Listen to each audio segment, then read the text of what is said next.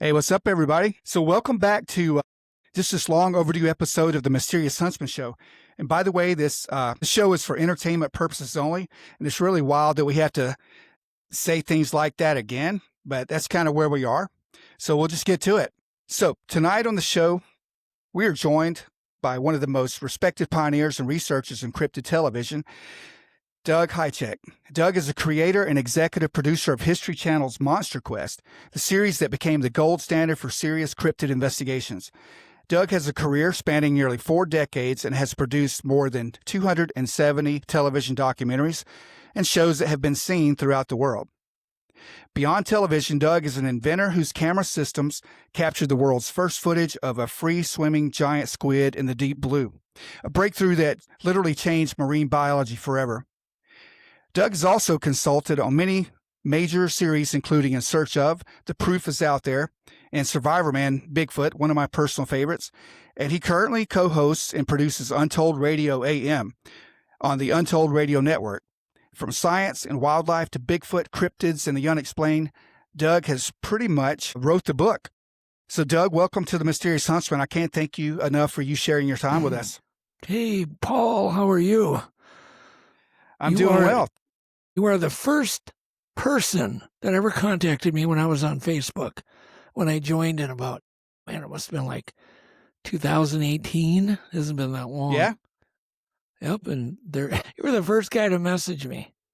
Well, I was throwing darts at a wall and see what hit, but I really appreciate you getting back to me. I know we've spoken a good bit since then, but man, thank you so much for coming on. No, it's my pleasure, Paul. Well, I just real quick, just as an opener, I read your extended biography, and I didn't have enough time or room to do the major achievements that she did, but I'd kind of like to know just right off the bat, what started you on this quest? Did you have like an earlier experience in life? Yeah, I heard chest beating one time, as did everybody in our hunting party that we were like a quarter mile apart. And I knew, I'd been a grouse hunter, and I knew it wasn't grouse. And my cousins said, it's got to be a Bigfoot, because we also all smelled this horrible smell. And then we heard chest beating. And then when we all got back and met for lunch, everybody had the same story. Stink, just smelled like a rotting corpse. And then the chest beating, then it all went away. And it was interesting. So you just kind of file that away. And then in 91, I was up in the Arctic, trying to catch a giant lake trout over 6 foot long. And I was trying to film it, underwater and above water. Because I had seen them, as did the scientists that I was with, because we used to go to the Arctic a lot. And these waters are gin clear and they're sterile. And it's kind of right when you get where the tree line is kind of ending, where the trees are stunted, whatever's left of them, and it's mainly tundra and caribou. But the water up there holds a lot of mysteries, because a fish there can get out of its niche where it doesn't breed and it just keeps growing. And they're hard to catch, and nobody ever catches them, and if you do catch one, they're going to drag you around the lake for 6 hours. And in fact, I've interviewed people who have had that experience. So I'm up there. We're armed with all sorts of cool stuff like cameras and lures and all sorts of things. And I had to go to the bathroom, Paul. I had to just go pee. So, but it was really windy that day. So I said, let's go to shore. So I don't end up peeing all over all you guys. Everybody else like, yeah, I got to go too. So we go to shore, and there's huge footprints on the beach coming out of the water. If you can picture like almost a Caribbean looking beach. When you get up in the Arctic, it's mainly like sand eskers, sand dunes, and it's just beautiful up there. You'd swear to God you were in the Caribbean in the summertime. So here comes these footprints out of the sand, or out of the water onto the sand. And I'm looking at them, and Rick, the guy that I'm with, is looking at them. And we're like, holy crap, those do not look human. They're way bigger than human. They're quite deep. So we follow them. I had even forgotten about that. I had to go to the bathroom at that point. So we follow these footprints up to a tree line where there's stunted black spruce trees at about 7 foot height. It's just like maybe 20 trees. And that's it for miles. And so, but what was interesting, there was a footprint that led up to the trunk and stopped right, like a foot in front of the trunk, and then another footprint directly behind it, like in a straight line. And we all came to the conclusion, whatever it was, walked over the tree. Like if you could imagine you walking over a weed, or an alder tree. Yeah, when you're out in the woods. So and the guy I was with goes, "We need to leave now." I'm like, "Oh, no!" On that little bump, thousands of footprints going off in the tundra on these rolling tundra-like little hills, and you could just see him, Paul, in a straight line, perfectly straight. Whatever it was on a mission. Get to point A to point B, and so that started. My interest in the topic beyond normal. Like, okay, I'm close to whatever it was, made those prints. There they are. They're all clear. The ones in the tundra were deep and very distinct and very far apart. So I get home from this trip, didn't get my giant fish footage. We came close, didn't get my giant fish footage. Come home, and I'm obsessed. Just obsessed. And eventually I got a hold of Peter Byrne. Then I got a hold of Matt Moneymaker next. And me and Matt hit it off, and we ended up talking a lot. And he was interested because he wanted to get information out. I was a film producer. So we both had a lot in common. And I was just, so happy to just keep milking his brain. And he flew out to see me, and we became friends. And then we started pitching Legend Meets Science all over. And, of course, nobody had any interest.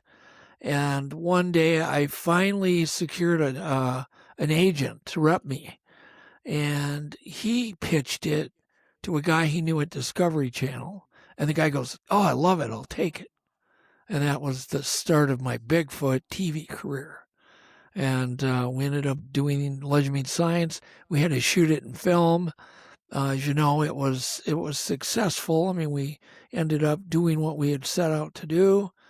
And then I went on to do Mysterious Encounters for the Outdoor Life Network, the first Bigfoot TV series. And then from there, I went to doing Giganto, the Real King Kong, which was kind of a story about a group of scientists looking for living ones and a group of scientists looking for more bones of Giganto. And then the merging at the end. And that's called Giganto, the Real King Kong. I don't know if you can find it. That was it was very successful. They called me up like the next day and they go, "Can you do more of these?" And I'm like, wow. "Oh yeah, of course I can." And so that's how MonsterQuest was born. Oh, that's awesome. And I remember and here I am.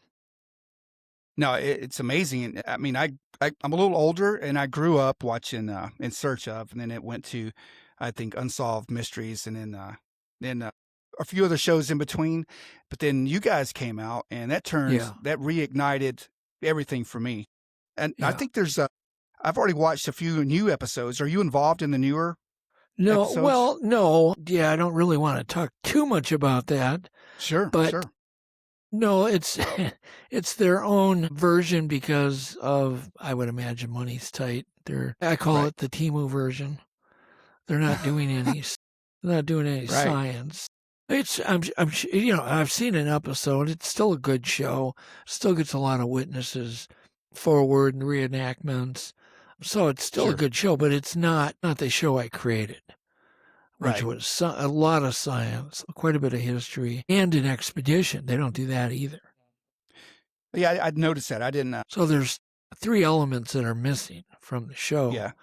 Although the producer was claiming he wanted to honor the legacy. I guess if they wanted to do that, they would have, kind of kept it in sync with what the show was. Whatever. I mean, all these shows do good to the public. And they all educate. Yeah. And so I'm still very supportive of it. And I do notice a difference. I do notice a difference in it. But yeah, like you said, it's educational and it keeps the interest sparked. And we could all get out there a little bit more and just kind of see what we see. Yeah. I mean, it's, just from a witness, it's a very big part of of the whole mystery. Is without witnesses, we really wouldn't be motivated. Sure. There'd be zero motivation to get out in the woods. We'd all kind of start losing interest in the topic. But since people keep seeing it, and the topic it's fueled every day, Paul, by sightings. Yeah, I bet. It just keeps fueling it. Unicorn research isn't a thing because there's nothing fueling it. But if people were seeing unicorns every week, all over the country, that'd be a big thing, right? But it's not. And so it's just, it's not a thing. The Bigfoot mystery is not going away as long as the sightings just keep happening. I'll bet you, I'd be willing to bet there's 100 good Class A sightings per day somewhere in North America. Yeah, I'm sure. And I mean, yeah. It's not going away, but it's been around literally as long as recorded history. Right. That's what kind of, yeah, for sure. Yeah. I mean, almost every continent has something, that they've seen. The ancients have seen something. It's very interesting. And me being former law enforcement, I really like witness testimony. You can solve a lot of things in court by accurate, true witness testimony. Right. So it's, there's a lot going on that's ancient, and it's been recorded throughout history. It's very, I don't think they are making things up. They didn't have AI back then or TikTok or anything like that. So they literally are just telling the stories that they saw personally. Yeah, I don't think anybody makes up a story. Out of 1,000 sightings, I'd be shocked if there was even one fake report. Maybe exaggerate a little bit, maybe right. a little bit wrong or whatever. But most sightings are uneventful. Road crossings, crossed in front of my car. Husband and wife probably look at each other and go, "Did you see that?" Like, what the heck? They talk about it for a few minutes. It's probably the end of it. Maybe they bring it up once a year to each other. That's the end of it. And those are the kind of sightings that actually I'm really interested in hearing too, because there's nothing dramatic about it. Right. Right. And the ones that get me, and especially the ones that have spoken with me on my previous shows, and then I get emails, they don't really want to come forward, but they'll tell their story. But some of the trained observers, your law enforcement, your wildlife biologists, your military, even your doctors, lawyers. I'm not discounting anyone else, but a lot of these airline pilots, as far as the UAP topic is concerned, but a lot of these people are trained observers. They have a lot to lose, so they just kind of keep quiet. But the ones that really come forward and talk about it, it's very mind blowing to me. And I've talked to plenty of police officers. I've even talked to detectives, double detectives, where they were in their car having coffee in the morning and they're watching a creature walk along the lakeshore type thing. And they get to observe it. They're using their binoculars, and they'll get a hold of me just to, and I have to vow, I'm not going to tell I'm not going to give their names. I'm not going to say where they're from. But man, when you talk to witnesses like that, very unlikely they're mistaken on what they saw. Right. Yeah, for sure. And I know, do you happen, just getting back to MonsterQuest briefly, is there ever a case in the whole time that really stuck out to you that maybe left you wanting more? Or do you have a favorite case, I guess what I'm asking? I think they're all your favorite when you're working on them, right? Right. Okay. I could tell a story, kind of an insider story. We did a story on winged humanoids or Mothman. I didn't want to do that. I had fought that for 2 years, not wanting to do it because there was nothing I could put under a microscope. It didn't. Although we were doing cryptids, I still need some evidence other than just anecdotal because I can't put a witness under a microscope. But then me and Yvette are driving home down near Moose Lake, Minnesota. Clear night, full moon pretty much. And the stars are out, the radio's playing. We're just having just talking, having a great time listening to the radio and driving. And we see something up in the sky that looks shiny. It's the best way I can describe it. Not lit up, just shiny. And we're both noticing this thing, and then it dropped straight down to highway level, like a spider on a web, stopped instantly, and instantly headed for my car. And just kept, zooming in towards the windshield. And as it got close, you could see the wings that were wide, as wide as the freeway. And my vet finally screamed and ducked and hit the floor before she thought it was going through the windshield. And I probably hung on another second or so before I had to duck. I mean, this kind of really caught us both off guard. And I remember getting chills on the lower part of my body, like from the waist down, which was really weird. She described the same thing. And then it came close. I ducked. I got a good look at its face, its anatomy. And then, of course, it went over the top of the roof very, very close. And when I sat up and she's demanding I pulled to the next exit because she was worried it was on the car, like it was attached to the car. I mean, this is where life goes from normal, everyday life to a bad horror movie instantly. Sure. I mean, you're living in a horror movie. And I'm the MonsterQuest guy. What am I going to do? Who am I going to tell? So, long story short, we're fine, except she's suffering. She suffers from a lot of PTSD from it. It still affected her life even today. She won't drive with me at night, like in the woods, where it's wooded. In the city, fine, but at night, we got to be home.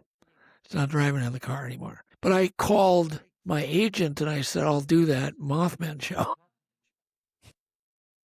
So I agreed to do it. And there's been reports other than like Point Pleasant, West Virginia, right? Oh, yeah, they're all over the country. I had no problem finding witnesses right here in Minneapolis, including somebody who saw one on the top of the 35W bridge that collapsed. Oh, wow. And killed a ton of people. And it was interesting because where we saw this thing swoop at us, that bridge went out from a flood. A huge flood came like days later and swept all these bridges and washed them all out up in northern Minnesota near Cloquet. So I heard about that. Is that coincidence? I don't know. And now the scary part is they're getting a lot of sightings around Chicago and O'Hare. Oh, wow. Yeah. And Lon Strickler's been documenting that. Yeah. Yeah, that's not good. It's either a warning or a harbinger, of... I don't know. I don't know. It didn't flap its wings. You got to remember, Paul, it had its wings open and then dropped straight down with its wings wide open. Because that's what we were seeing was the leading edge of the shiny skin, the skin on the wings. Right. The moon was reflecting on this shiny skin. And it dropped straight down with its wings open. We can't do that. That defies... Right. And that's some of this... No, I was going to say that's some of the same accounts that were told in the original story, like in Point Pleasant. It wasn't flapping its wings, so it's pretty interesting. Yeah, it is. Just that alone, you're like, well, what are these things? Are they alien? Are they indigenous? Are they living in another dimension? I mean, you don't know. It totally humbled me. Is my point. Right. At that point, I used to kind of poo-poo all that stuff, and that's normal for any human to do. Until you see it yourself, you're just going to go, they're mistaken, they're mistaken, they're mistaken. I can assure you that I was not mistaken on what we saw and what I saw. It matched what she saw. The fear was real. It was like it attacked us. And I felt even fortunate that I did not get in an accident, with my car. I mean, what person's going to duck while they're driving a car? Especially a little sports car that you can't even duck in. I mean, it could have flipped the car. It could have killed us both. But so it's not, it's just, it kind of irks me when people go, oh, you saw a crane or you saw, a heron or an owl. And I'm like, yeah, if it was an owl, actually it'd be way more interesting than what we saw because it would be like an 800-pound owl. Yeah. Yeah, for sure. And that's also common that people try to explain it away when most people just They know what they saw, and they'll stand by it. Yeah. And I know you and I were talking earlier before we came on tonight about a lot of that stuff having to do with, or at least the researcher John Keel that was involved with the Mothman prophecies out of West Virginia. But he mentions a lot about, or you and I at least were talking about like a hitchhiker effect where once things start happening, things will follow you around. Or I don't know if he coined the phrase, but he was big into once you start looking into this stuff or the paranormal, it'll start looking back. Yeah. And he could have been right because, I can kind of go, well, gee, yeah, we've had our UFO experiences. We've had our strange things like this winged creature. We've had Bigfoot sightings together, and it all kind of, you're like, well, are we that lucky? You know what I mean? Are we just lucky we're at the right place at the right time? Or is something reaching out to us? Right. Or some other phenomena. And people like John Keel and also Jacques Vallée also believes a lot of these things are all connected. Yeah. It seems to be gaining popularity in that. I know we were also talking about, I think, was it Snellgrove Lake? Yeah. You said you had, there's like, and that was one of my favorite actual cases that you guys did. I even looked at trying to travel up there at some point and do a fishing trip or a camping trip. Right. But you said there's been more recent events unfolding up there, right? Oh, yeah. Quite a bit. I hadn't gone there in 8 years since the last time I went once after the MonsterQuest 2 episodes we did up there. And the second one, we had zero action. Nothing happened, but the blueberries weren't ripe. Because I used to go up there for years and years, and we always went in June. Well, the blueberries aren't even in existence in June. But some guy stole my normal week, so I had to switch, and I had to move to August. So my first trip in August was with my daughter, and that started the whole thing. My daughter, and Joe brought his daughter, but that started that first cabin attack. So then from then on, we'd go in August, and of course, if you've seen those MonsterQuest episodes, you know about it. So flash forward, I had a chance and some people that wanted to go, and I said, well, I'll take you up there. It's fine. It'd be cool. I've been up there in 8 years. And so we went up, and I personally did not think anything would happen. Like, what are the chances? And night one, I'm a night owl, and I'm, wide awake because I've been up there. I've experienced this stuff. And I'm in this small room. There's 2 rooms. They got bunks, and I'm in the room with Adam and Joe, and I hear running up the boardwalk, like human-like running. And I hear a bucket go poosh off the porch, like it was kicked like a football. And I wake Adam up, and I'm like, they're here. And then there wasn't any problem. It does get your heart going. But here's what I want to talk about. So we had a lot of activity like that, and recorded a lot of interesting stuff for Legend Meets Science too. But then we went back again the next year. So we went 2 years in a row. And we went down, we drove this 12-hour drive to go to the floatplane base. Here's where it gets interesting. And we get up early in the morning to, pay our bill and load the plane and then get taken and dropped off. And so we go down to the place early in the morning, like 5 in the morning, to settle up with the money we owed her, the outfitter. And she's like, well, where are we flying you out to today? And I go, Snellgrove Lake. And she goes, God. And I'm like, what? She's like, oh, God. And I'm like, Adam's like, well, what's going on? Well, what's the deal? Oh, that cabin got destroyed, the inside. Wow. And we're like, oh, really? And Adam goes, do you have any video or pictures of what happened? Shows us the thing, and it's kind of a repeat of what had happened that you see in History Channel, where the inside of the cabin was destroyed. Right. And so something comes into the cabin. The only difference was this time it broke the windows and did a lot of weird damage on the inside. Once again, no scratches, no bear bites. Whatever it is, had hands to do things, tearing cupboards off, really high shelves for no reason. And so that's fine. That's all cool. Except I'm freaking out because of the windows. And I'm thinking, oh, God, they learned how to break the photos. Now that's nice. And you get dropped off up there. You don't have no weapons, right? You can grab a butter knife or your fillet knife. That's about it.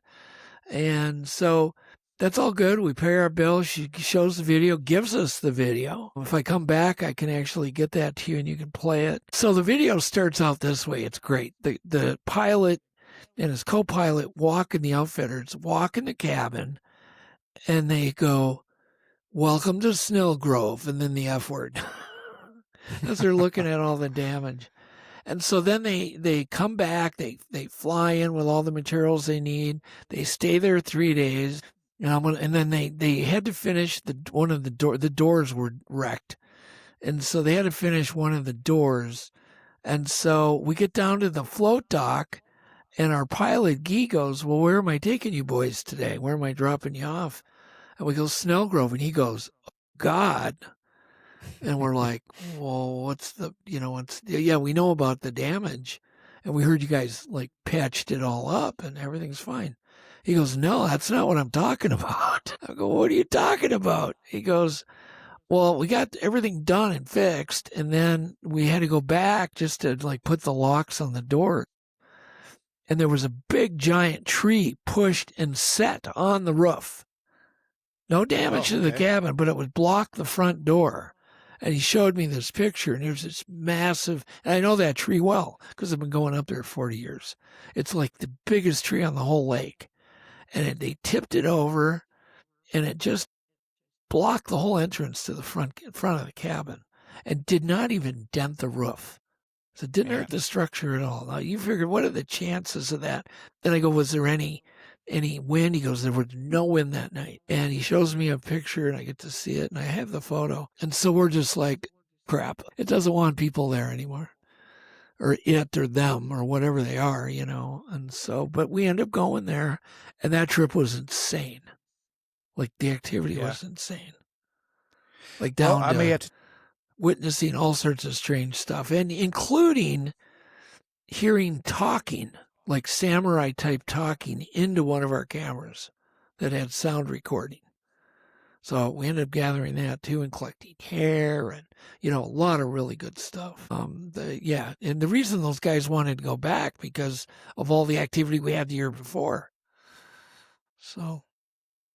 Yeah, and I remember, the first time or the first go round, you guys had a primatologist with you that was like, it was mind blowing some of the things he was coming up with. But you also got some DNA from, I think you said traps.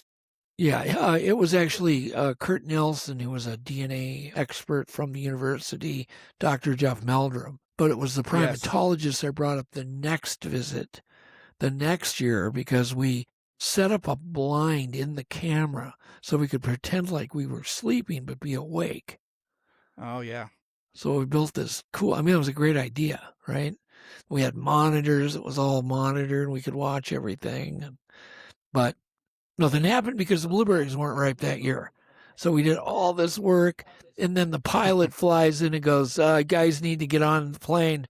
They just had a sighting 50 miles south of here at a native village where 2 native women were picking ripe blueberries." See, the ripening blueberries were south of us. And so that reinforced, even for Jeff Meldrum, it reinforced how they probably, many of them migrate to follow ripening berries. Sure. And it's just like anything that would run from the climate change. It's gonna go to where it can have the best success for survival. If you ever want to go back up there and need somebody to tag along, I would be happy to. Oh, we'd love to have you up there, Paul. Yeah. It's just the problem is most people can't afford to do it. Here's why. Right. You live in Georgia, right? You got to take a flight from there to Minneapolis. Then you're probably going to have to rent a car. Then you're going to have to get a hotel in Minneapolis overnight. Now we're going to have to leave early in the morning and drive. No. Then in Minneapolis, we have to go shopping for all of our food for the week. So then we got to go do that. And it's all going to be timed and then packed in, coolers so it stays fresh. Then we have to drive. Then the next morning, have to drive north for 12 hours to get to the base, the floatplane base. Then you have to pay for another night at a cabin so you can leave early in the morning next day because you don't arrive at that that base until like 11 o'clock at night. Even if you leave really early, you get there like 11 at night and it's already dark. So it just adds up. And then you got $1,800 for the flight. That's just for the flight. So it gets expensive for people to be able to afford. So you're probably looking up, over $3,500 to get up there. Wow. Yeah. Yeah. It's expensive. But if I'm going with you, I'm almost guaranteeing an experience because you're just lucky like that. No, you're not guaranteed of anything. But what I can do is guide you on the lake. I'm great for information, but going there so many times. But that's it. I can't guarantee any activity or anything. It just follows you around. Maybe not. I don't Yeah. know that. I've had plenty of times where I've had nothing. I've been going up there 35 years and nothing ever happened. Yeah. I used to sleep on the dock, and I used to drag a mattress from the futon out on the dock of the cabin. It would get hot, and I'd sleep outside alone. Felt very, very comfortable because I'd never seen any, like even bears up there or anything, because it's just so far north. And the scariest animal I've ever seen up there is a mouse. Yeah. You see a lemming or a little vole. That's about it. So Yeah. you feel comfortable there. Although this last time we did have a sighting of a pretty decent sized bear. It was just friendly, scared of us, but that was about it. But I think that was only the second time after going there. Like, I bet you I've gone there 50, 60 times. Only twice I've seen a bear. Okay. Well, I mean, and I know animals live on the edges. Yeah. You get that far back in the wilderness, nothing. It's empty. Yeah. No, and I know that was one of my favorite couple of episodes, the first time when you guys visited back there. Just to segue a little bit back down maybe toward your neck of the woods or the Midwest, what are your thoughts on, I know this whole dogman thing has come into light. It's getting more popular in the past few years. Yep. Linda Godfrey was kind of got a lot of that started with the stuff that was going on in Wisconsin. But what are your thoughts on the dogman phenomenon? Well, it's kind of I kind of put it in the real bucket, but I put it kind of in that the same probably bucket that I put Mothman in, or one of these winged humanoids. Mm-hmm. They seem very, how should I put it, paranormal in some of the things they can do. They seem to be able to run really, really quick. They seem to be extra prone to scaring people, as if, like all these Mothman reports, it loves to dive at people to scare the crap out of them. Why? I don't know. But Dogman seems to follow in that same pattern. Chases cars. Could you imagine driving 50 miles an hour and having a Dogman keeping up with you, looking in your window? I mean, that's freaky. And I've heard enough reports from enough credible people. And I've talked to hunters who have seen them. I've talked to homeowners who have them claim they've not only have them on their property, but have for generations. Like, my grandma dealt with them, my mother dealt with them, my father dealt with them, and now I deal with them. Where the farm or the homestead has been passed down. And then you hear a guy go, well, we see those all the time. We just see them like every week. We don't think anything of it. In fact, we've named them. We see their pups. I'm like, and you hear this stuff and you go, either they're crazy or I'm crazy, because they talk about it so nonchalant. Yeah, they do, and it's even more prevalent, I think, in around the American Southwest, maybe. You're wrong. I don't know. No, totally wrong. It's not. No, not even close to that. Not even close. And once again, all over the U.S., everywhere. Oh, sure. It isn't any more prevalent in Wisconsin or Michigan. It's prevalent anywhere you've got the right environment again. It's always this. It's this geographic problem. It's woods, water, and hills, and agriculture in many cases. Where Dogman, they really favor wooded edges with agriculture. Whether that's in the Southwest or the Northwest or the East or the Midwest, it doesn't matter. It's just how shy are people at talking about it? Right. And they And I seem hear a to lot be, of reports coming out of Texas seems to be a pretty popular place for that. but I don't think I there's see. one more dog man there than there is in your state. Yeah. It's Yeah, just I've heard of them, people, and people just they're don't want just to not talk about as them. right. No, I've heard of it here in Tennessee as well. So You get into yeah, the it's Bible like Belt, there ain't nobody talking about it. no, no, they're not going to talk about a lot. So no. um, which kind of does bring me to a lot of these people, not these people, but a lot of people think that it's some of the stuff is spiritual, like the dog man, even the I guess they call them NHIs now, or the aliens or UAPs, any kind of visions like that. They're Could claiming be. it to be spiritual. And it very well could be. We don't know. How are we ever going to know? Yeah, for Well, real. that's the problem. It's just all you can do is collect the data, collect the stories, collect the sightings, document the sightings like you're doing right now for future generations, and pay attention, and at some point maybe there will be a breakthrough, but it's not going to come from me probably on Dog Man. You know what I mean? Right, right. And I know we did talk about, well, not this time, but a couple of years ago we were talking, and I'm all over the place tonight, but I'm speaking of like the UFO or the UAP. You and I did talk one time, or you asked me had I heard about the case. I think it was a deputy sheriff or police officer in the 70s, Val Johnson. Yeah, Val Johnson. Yeah. That had a run in with an orb or light that hit his patrol car and Correct. did all kind of things. And that patrol car is actually in a museum. Is that correct up there? Yeah, it's in a museum up in northern Minnesota. I think it's Warroad, Minnesota. Yeah, I think so. And the antennas. What was really interesting about the whole case, it burned his eyes with welder burns. Bent spring-loaded antennas that are made of spring steel, and they were on springs, and it bent them at right angle turns. And this gets interesting because I had no idea. So I had a very dear friend of me. He was like a best friend to me. We did a lot of science projects together. He owned a research lab, and we were like brothers. And when he talked to me one day, he admitted, he goes, I was an investigator for Project Blue Book. Oh, wow. What? And then he told me about a case, and it happened to be the case I was working on was the Val Johnson case. He was the first guy there at the scene, and he described stuff that didn't even make it into Blue Book that nobody knows about. I could mention it right now. I could tell you. This has never been aired publicly. Let's go. All right. If you want. Well, yeah. I mean, I'll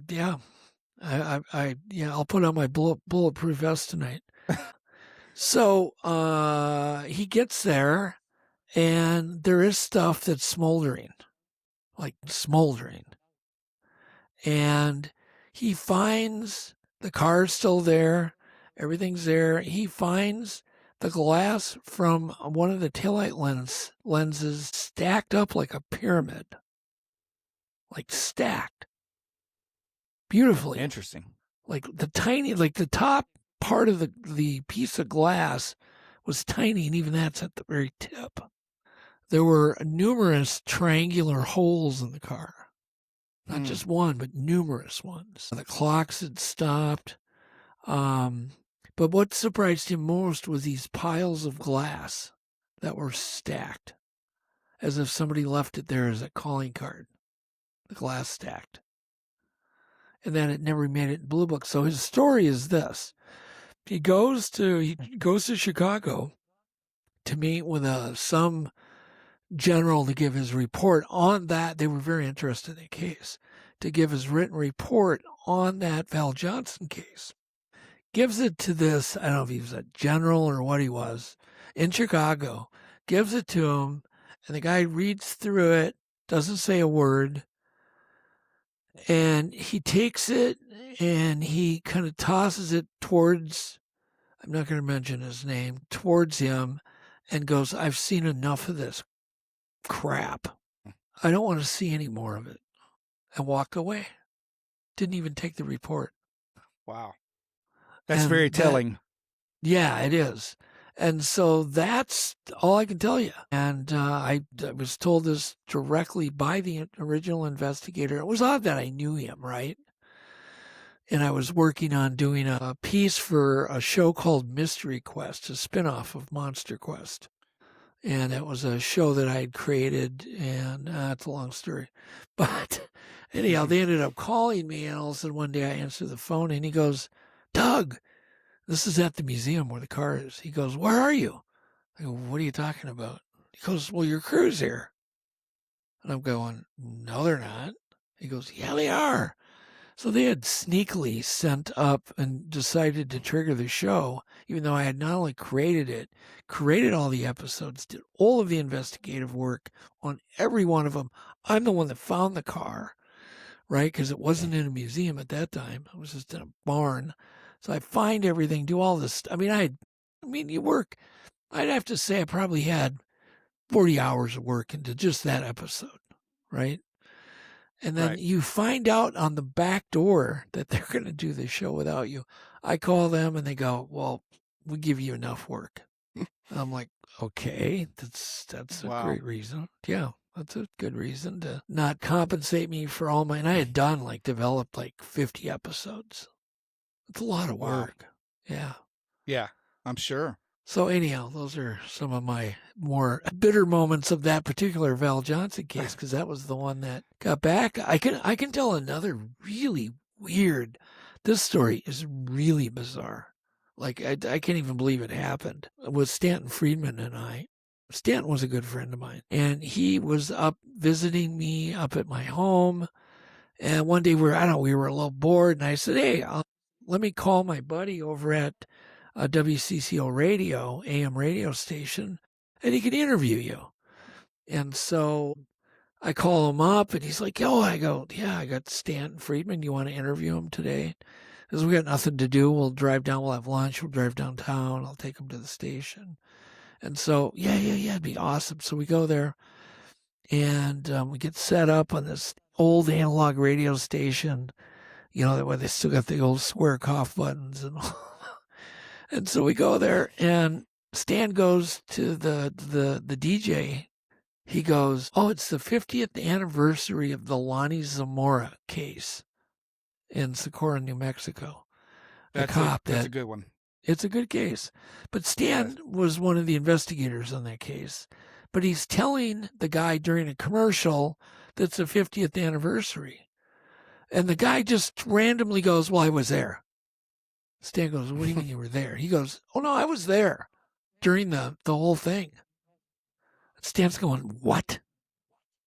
And I didn't know anything about this either. And he goes, no, I was there moments after that ship took off. We were with Lonnie. And it's then all of a sudden we got to go back we got to go on the air now. So we're all, Stan's got the most puzzled look on his face ever. Because this was just a random get-together, happened to be on the anniversary of the Zamora case. We're randomly at this, this buddy of mine who's the host of this show. He doesn't know anything about anything. And so we just show up, and this whole thing now came out live on the air. He was there on vacation with his mom and dad. And his dad sees smoke coming up from this little valley, and he sees a cop there. And they rush down the thing, figuring he's in trouble. And so they go down there, and literally, once again, the bushes are burning. Lonnie is all freaked out. And they can see this stuff burning where this thing took off. And they're, his dad's offering to help him, blah, blah, blah. And he's like, no, I'm fine. And he said, yeah, I just had something really weird happen, blah, blah, blah, all this stuff. And so there were 4 other witnesses that Stan didn't know about. And so I gave him, he got this guy's number to talk to him further. So those are the days that you wake up and you go, what was that all about? The chances of that are a jillion to 1 that all happened at, in one day. Yeah, it's almost synchronistic. Oh, beyond that. I mean, that's just beyond. I mean, the chance stands up at my house. and it happens to be the 50th anniversary. And I just happened to, the guy that is the DJ happens to be a friend of mine, and we just go there randomly and show up, and then he's like, "Oh, I was there," to the main investigator. It's just like, whatever. That's craziness. So that's that John Keel thing you're talking about. Yeah, it seems to be everything seems to be connected somehow. Yeah. There you go. People too. Right. And I know that I said I wouldn't keep you too long tonight. Personally, I'm not worried about it, but I don't know what you got going on. No, I don't want to keep you too long. I know. I just wanted to get you on here and tell your origin story, and I definitely want to have you back on, and maybe next time I'll figure out how to put the pictures you bring or the videos up. Sure. Yep. This is all kind of new to me, but one question I do want to ask: do you have any instance where maybe in the field somewhere where you were researching or investigating that you were almost or maybe an outside agency or an outside source kind of wanted to stifle you a little bit or bring in any information? Or did you feel like you were just kind of hushed a little bit? Well, not by the network. I never felt the network ever did that, ever. But on certain locations where the government would somehow, when I was doing Legend Meets Science, it was very prominent, where we were trying to measure that mountain where that Memorial Day creature ran across. I mean, government SUVs just rolled in line, like a whole line of them. They rolled in, and of course, we're right on the border of BLM land, and they were freaked out that we were on BLM land filming. Like, what the hell?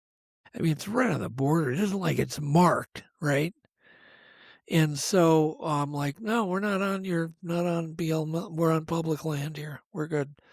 And so we film, and they came back again. The whole thing. So man, you'd think there was even more of them. Now it's like 5 SUVs roll in.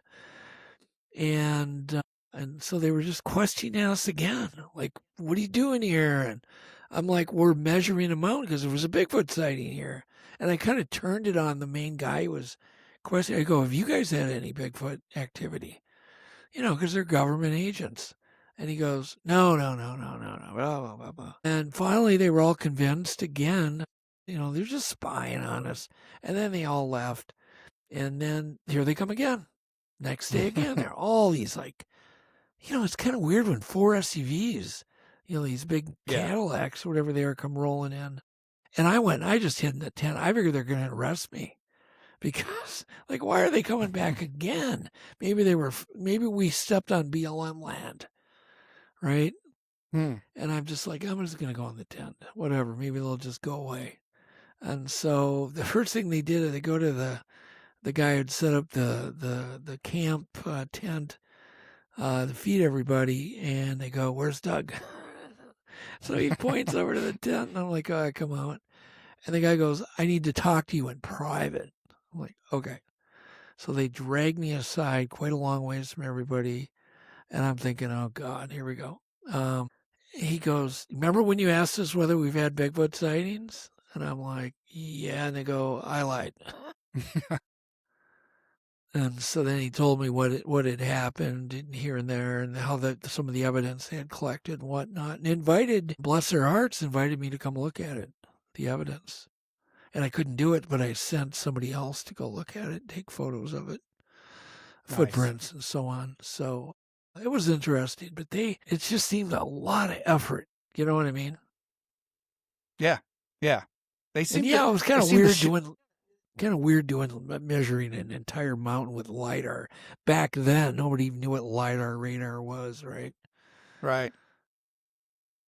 And they seem to be showing up more, when they're not wanted. I've heard. I've heard. Yeah, and I'm getting stories from other researchers, stories from friends of mine, just things that make you go, things that make you have pause. It's kind of like the new version of the Men in Black or something like that. Something, yeah. I do think there's an interest in it, and why wouldn't there be? I mean, think of the kind of money that's wasted in our government. And why wouldn't they allot $1 million a year to the Bigfoot mystery, let alone billions? I mean, They're apparently giving billions just to these fake daycares. And there's thousands and thousands. So why wouldn't they? You know what I mean? Right. It's just such a small amount of money to employ a guy or two, in one of these 3-letter agencies to just keep track of this topic. Why not? Why wouldn't they? Well, yeah. And right. And up until a few years ago, you wouldn't have guessed that, the government was actually had a UAP or a UFO Right. project that they were sending 23 million for, and then they finally come out and tell us, okay, well, we were, but we can't talk about it. Right. And it's almost like, you can even, I was talking with someone today about the whole mind control thing. I mean, if you don't think the government's not up to certain things, especially coming out of the 40s, 50s, and 60s with a little bit of everything, then you're mistaken, because they got their hands in a little bit of everything. They do, and they've got so much money.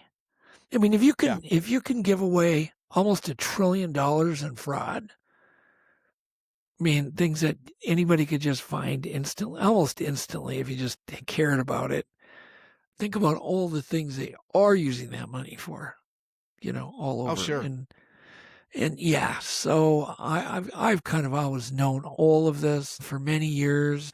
I always feel like I'm like way ahead in what I know just because of the people I hang out with. And you just kind of have to kind of make your own, use common sense when you think about the government. Right. Like, why wouldn't they have interest in Bigfoot or Dogman? Because what if it pans out into something really cool? So why not take a gamble at $1 million a year, 2 million? Even 100 million wouldn't shock me if they were spending that on the Bigfoot mystery. It wouldn't shock me at all. It's peanuts. It's absolute peanuts. I mean, if they will go into as far as looking into what psychic spies or try to create super soldiers, the remote viewing projects that we know that existed, and you can find it in any kind of records. Of course, they're going to look into anything they can just to get a head up.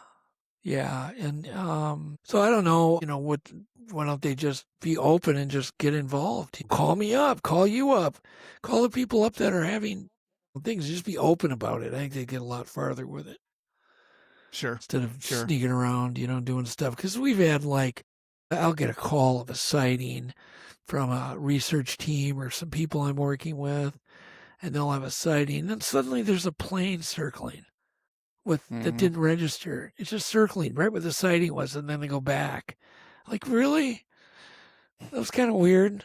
And they circled that same spot for over an hour? Really? Or we do a camera project, and all these government people show up, and then we're in the middle of a national forest, and they're just, we're going to do a deer study today. And they start talking real loud, trying to intimidate you. We've had internet trucks show up, jamming our signals in the middle of a national forest. What's an internet truck doing in the middle of a national forest? And then you approach them and they take off, right? And all of a sudden, all the cameras work again. Just stuff like that. Oh, yeah. But I'm like, but I accept there's going to be some of us that are trying to use science and, try things out of the box, constantly using technology. They're going to be a little more interested in us than probably some other people. But I would imagine that they're probably looking at quite a few people. Oh, I'm sure. We don't know. We don't know. Yeah. I don't know. I even feel weird talking about it. I know. And that's another show we could talk 2 hours about. I mean, we could go down a deep, we could go down a deep rabbit hole with that stuff. I could get together probably, very easily people willing to come forward, and about 4 people that have never told their stories publicly about some pretty hard hitting, evidence of them being messed with, like really messed with. Be a fun. I guess it'd be a fun show. Oh, it would. Absolutely. I've been contacted in the past. I kind of laid back for a while. I stopped doing the show for a while. Just life took over, but I still get contacted by people that said, this is what's going on. I can't talk about it, but I would love to tell somebody. And, they just want to talk about it, kind of get it off their shoulders a little bit. But we could definitely bring on some wild stuff. And I mean, it'd be up to the audience to decide if they want to believe it or not. But I certainly do. Like I said, to clear me, I have no idea. I just know there's a Sure. lot of little evidence things that pop up that the government is very interested in this topic, but it's all anecdotal evidence, right? Sure. And And I don't I'm in care. the circles. I have nothing to hide as long as they don't try to interfere with the research we're doing. I have nothing to hide. I'd welcome them to join. Right. Yeah, and like the circles I have been in the past with law enforcement and just military friends. I mean, these guys have a lot to say, but they're not ready to say it yet. But they, behind closed doors, or they meet you late at night and they'll tell you their story. Yeah, there's something big going on. Yeah. But no, and Doug, man, anybody in the government is looking into this secretly, that's their job. For sure. I mean, that's their It job. is. I'm sure there's good men behind it. And God knows they probably have one of the more interesting jobs. Oh, yeah. Yeah, they do. Wouldn't you love to be getting paid by the government to just spy on and kind of gather info and intel on what's going on in cryptozoology? It'd be a great job. Oh, it would. Yeah. It absolutely would. So, or any topic, any fringe topic, it'd be a dream job.